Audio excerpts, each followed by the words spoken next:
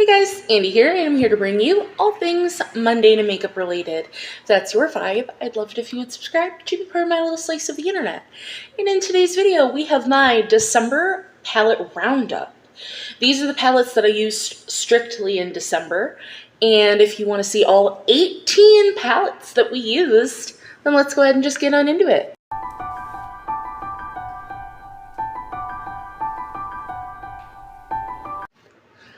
I think this is the most palettes I've used in a month. I'd have to go double check, but I don't wanna.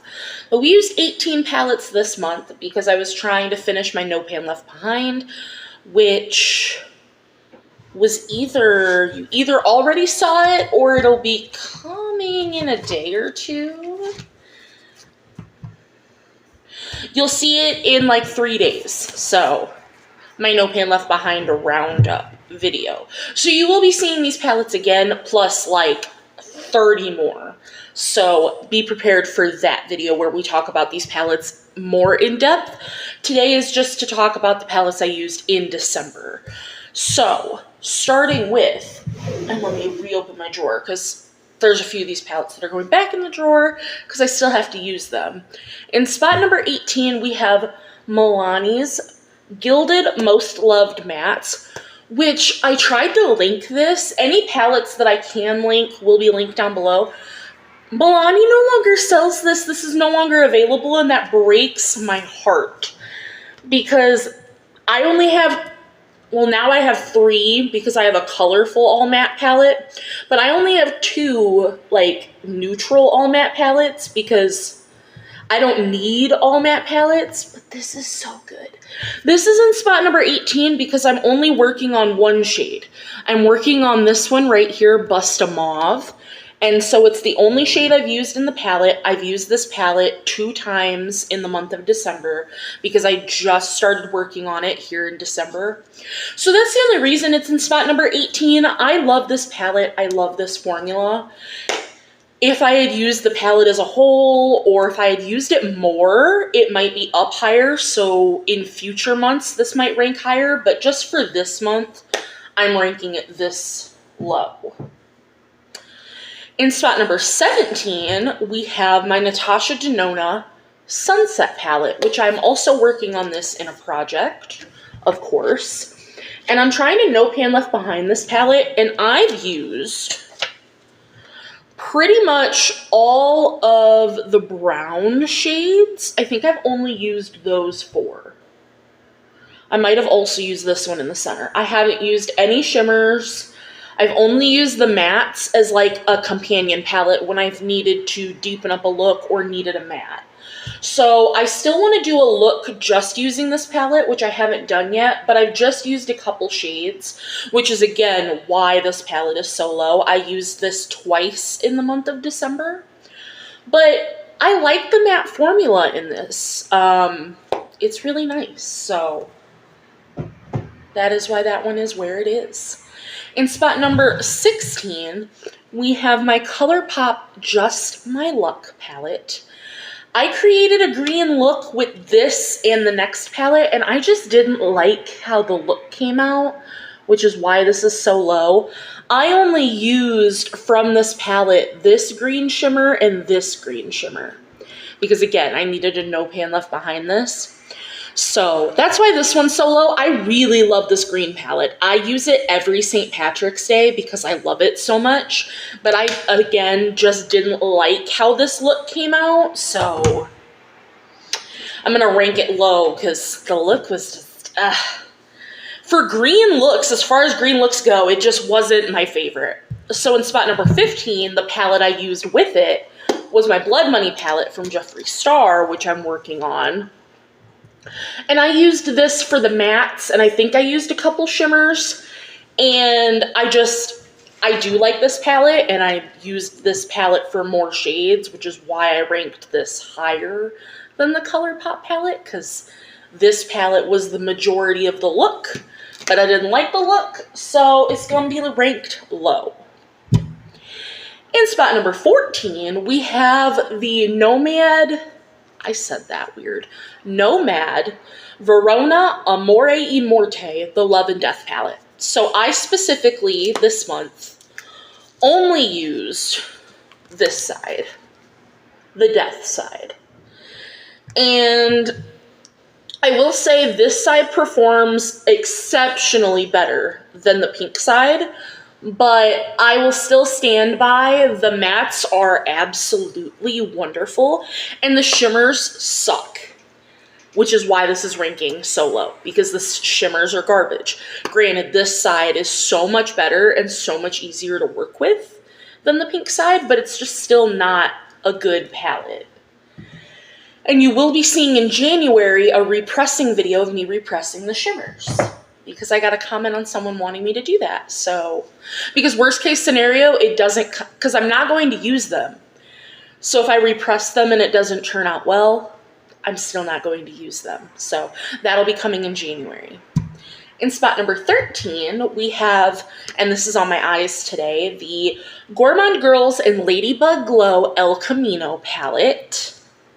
This is what she looks like. I love seeing that pan.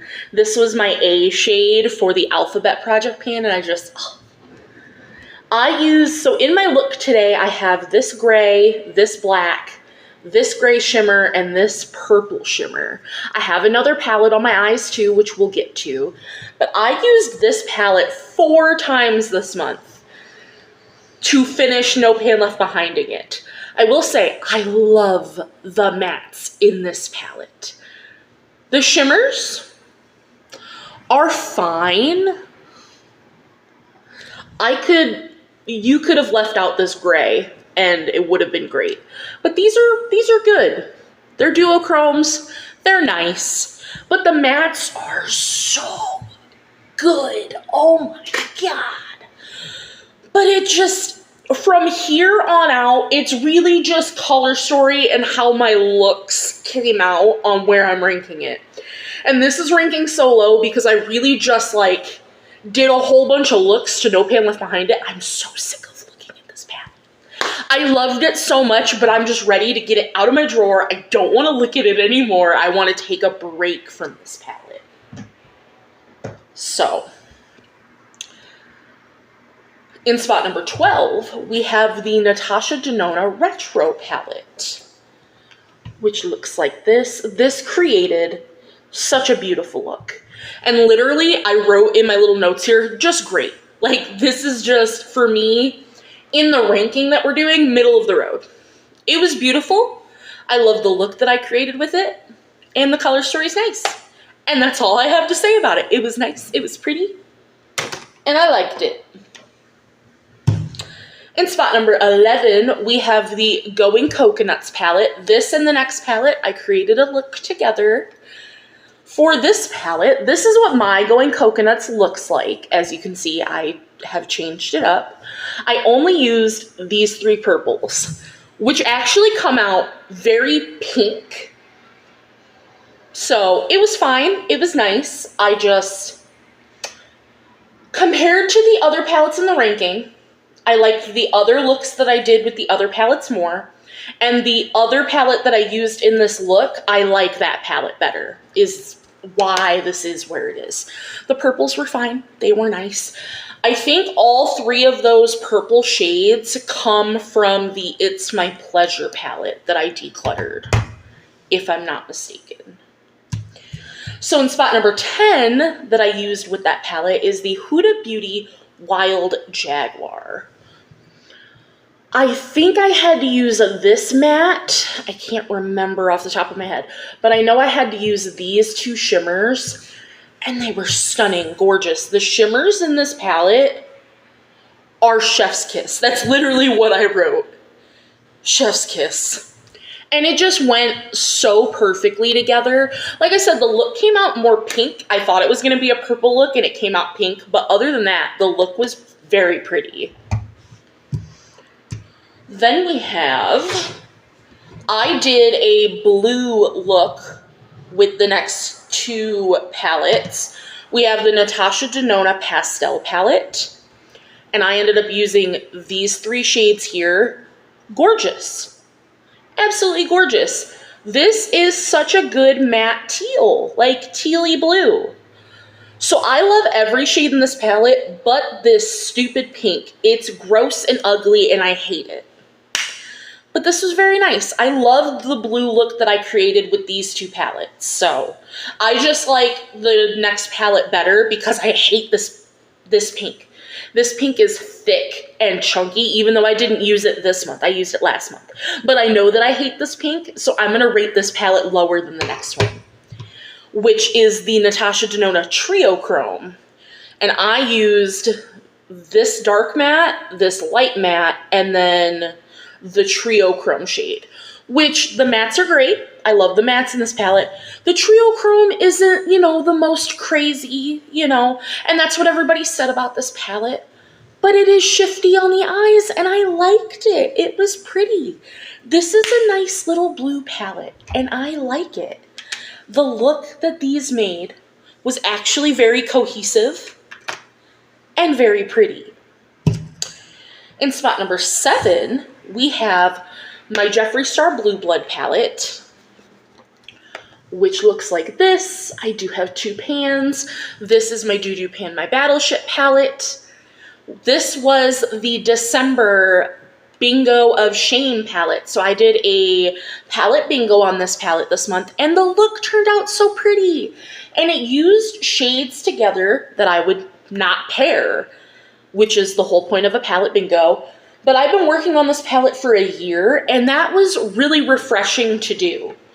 I actually used this cremated shade, which I haven't used since I hit pan on it.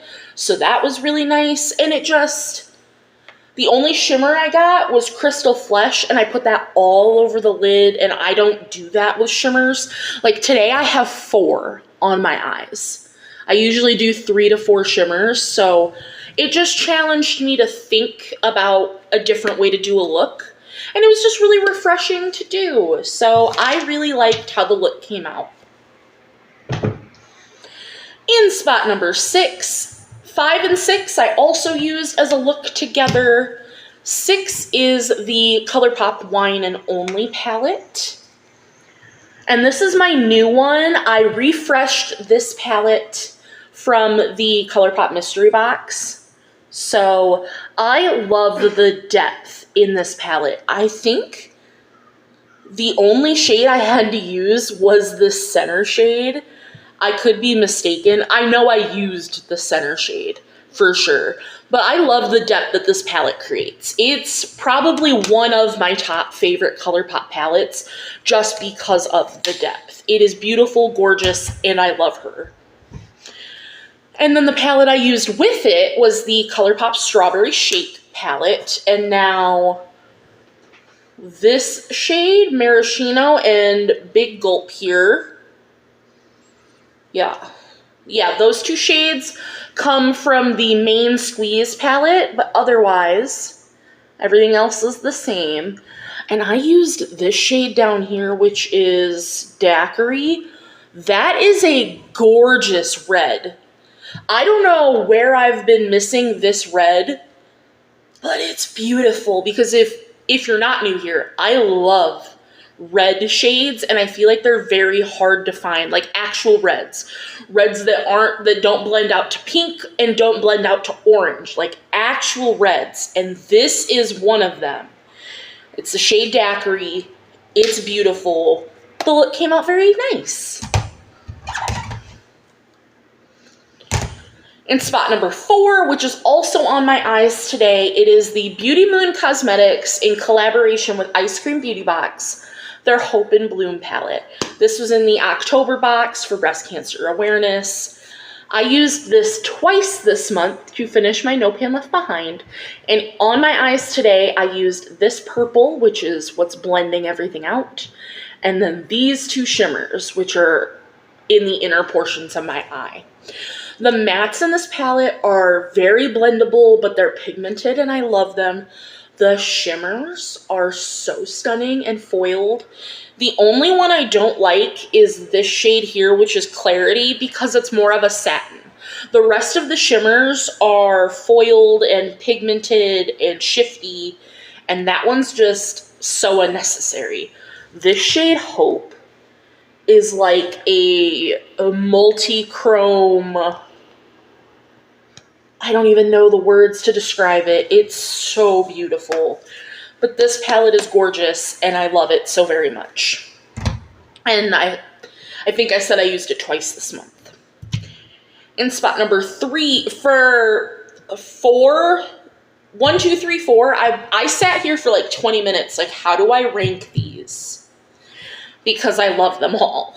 So, in spot number 3, I have the Clionadh and Wmily Violet Marie Dragonfruit palette. I did also use this palette twice this month. And she looks like this. I believe the 2 looks that I did this month was the purple look, using those 2 purple shades. And then I did a neutral look using these 2 bottom shades here. I love this so much. If I could put all my singles into palettes like this, I feel like I would use them all more. The only shade that I really just don't like in this palette, there are 2. I don't care for Sweetened because it's more of their satin formula and I just don't love the tone of it. And I do not like Cacticay because I don't like the tone of yellow that this is, and it's also that same satiny formula. Really, every other shade is gorgeous, but Bubbles and Effervescent are 100% my favorite. They are so sparkly, shifty, gorgeous. This is stunning, and I'm so happy to have that in my collection now. Spot number 2 is the Bella Beaute Bar Basic Witch palette. I want more palettes from Bella Beaute Bar. This is what she looks like. I did finally No Pan Left Behind this. I had to use these 4 purple shades in the middle. Now, for the project it's in, I need to use this orange shade 25 times, which is my favorite shade in the palette. But this is so good. The mattes are just, it's like they blend themselves. And the shimmers are so smooth and so gorgeous, and I love this so much. I cherish it. And last but not least, in spot number 1, which I feel like is wild, is the Natasha Denona Mini Retro, which I used in the look with the big retro palette, and I loved it. I love it so much. But this is in spot number 1 because this is the best mini palette in my collection, I think. I love this so much. I love the color story. I love the formula. This is just so good. It was the first mini I ever bought from Natasha Denona. I wish we could get this color story in a palette. And I know we have the retro glam, but I don't think that that accurately represents this palette. I don't think we get these greens and these peachy tones. There's something about this palette that is magical, and I love it so very much. But that is going to do it for the December palette roundup. 18 palettes this month. I'm very proud of that. I hope you enjoyed, and I will see you in the next one. And I will see you in a couple days for the entire year of No Pan Left Behind roundup. Bye, guys.